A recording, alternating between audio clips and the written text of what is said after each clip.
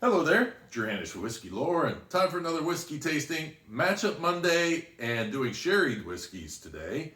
This will be an interesting one, so stick with me.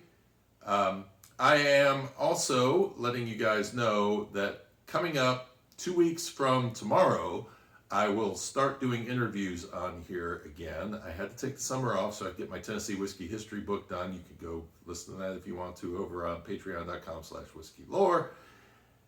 Enough of the plugs, but basically I have coming up in 2 weeks and a day a interview with Tomatin, the distillery Tomatin. And if you've listened to the Whiskey Lore series before, the Whiskey Lore stories, you'll know the story of Kubakin, the ghost dog, and the whole story behind that, the Witch of Login, so on and so forth. We're going to go well beyond that. In fact, some really interesting revelations that we're going to bring up in there about the history of bourbon barrels being used in Scotland and Ireland. So wait for that. It's coming up in 2 weeks. You can get it on the podcast, a day earlier than you're going to get it here on YouTube to watch, or you'll get it 3 days earlier if you are a Patreon member. So feel free to join in and support the channel and all that I do and get early content. All right, let's do this tasting. What do you say? I did a blind tasting on this at a time because I knew how much I like Glendronach and I was probably going to not give it a fair shake. Well, these two give Redbreast its fair shake. But these two whiskeys are very different from each other. They both use Oloroso sherry casks, but PX casks are also used for Glendronach. Glendronach is 12 years old. Redbreast Lustau is non-age stated. So we don't know how old the whiskey is in there. If you look at the two bottles, one is green, so you can't tell what the whiskey looks like inside, and the other one is clear, so you can see exactly what the whiskey looks like inside. By the way, this is the Glendronach 12 that does not have that little statement about chill filtering taken off of it. So I bought extra bottles when I heard that they were taking that off, even though Roy Glasgow says, don't worry about it. It's a minuscule part of what we would be doing, so on and so forth. I wanted it. It was at a good price, and actually, I'm glad I did because the price of Scotch keeps going up. As I understand, there's another 10% price raise apparently coming down the road for Scotch.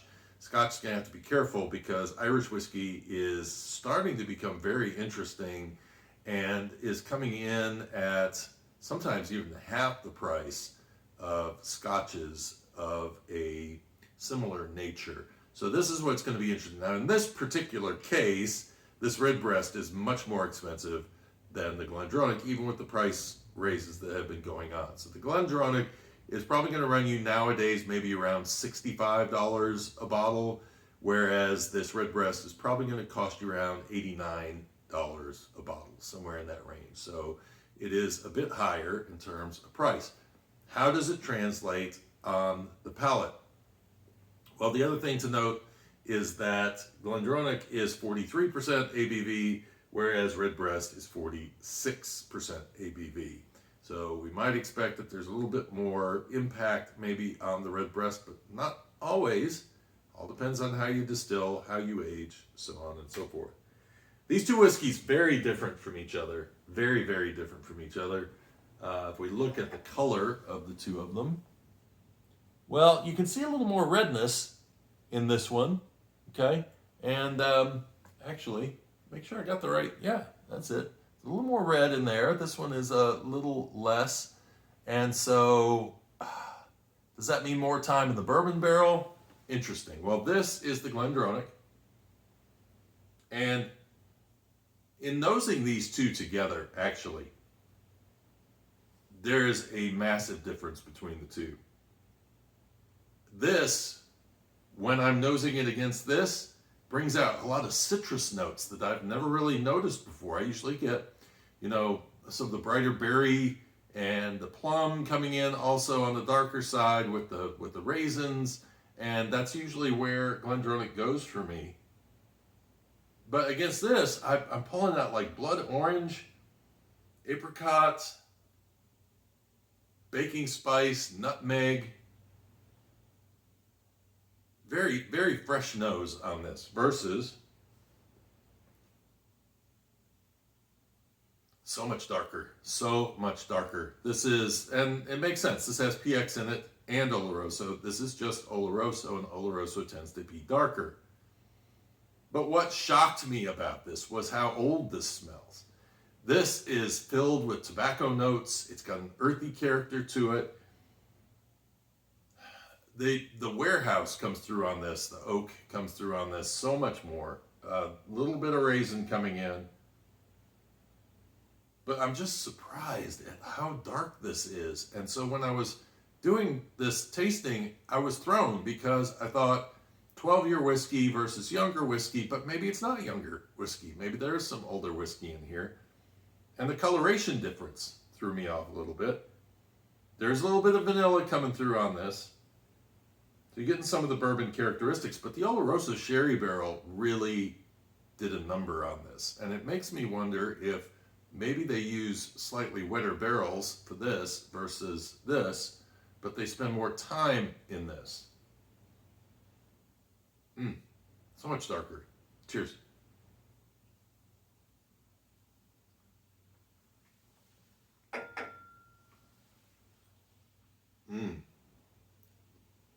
So more of the caramel comes through on the palate, but it's still very Oloroso.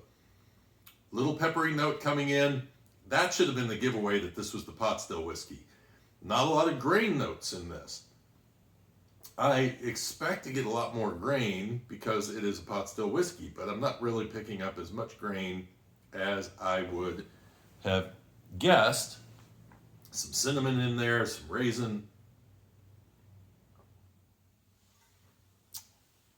Maybe a little nutty character to it.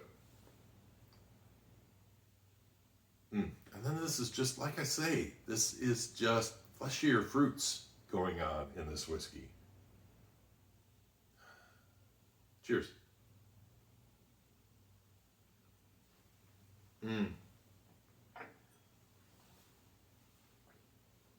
On the palate, it is lighter. It is definitely lighter on the palate. Lovely flavors, though. Again, kind of pulling through what I expect out of a Oloroso sherry barrel. I actually get more of a grain note out of this than I get out of the Redbreast. A slight bit of a gingery note on this. Honestly, I think the Lustau is more complex on the palate. And if you're looking for that older nose, you're going to get that older nose off of the Redbreast as well. But if you want something fresher, maybe a little lighter in character, that's the only thing that's kind of throwing me a little bit. A little lighter in character and maybe a little bit more Christmassy notes on the nose, nutmeg and those kind of scents, along with that citrus, which is interesting because I don't really ever associate Glendronach 12 with citrus, but in tasting it versus the Redbreast, the citrus seems to be what I'm picking up a whole lot more. Really, really interesting comparison, and honestly, it would be down to the mood that I'm in. I'm probably more in the mood for the brighter flavors, but I'm really impressed by the body of this Redbreast. And again, that should maybe be expected because pot still whiskey tends to have a little bit more oiliness to it, so it's going to have a little bit more body to it. I'm just surprised that I'm pulled that much in by the palate on the Redbreast, but I'm definitely pulled in by the nose of the Glendronach.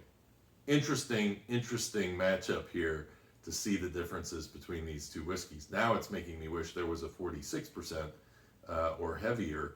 Boy, maybe a 50% on that Glendronach would be really interesting to taste, and then put that up against this. But it also shows the difference between a pot still whiskey and a single malt.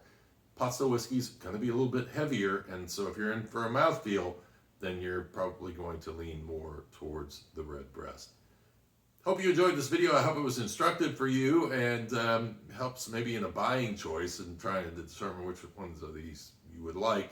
Please give me a like if you enjoyed the video so I know that you watched and appreciated the information here.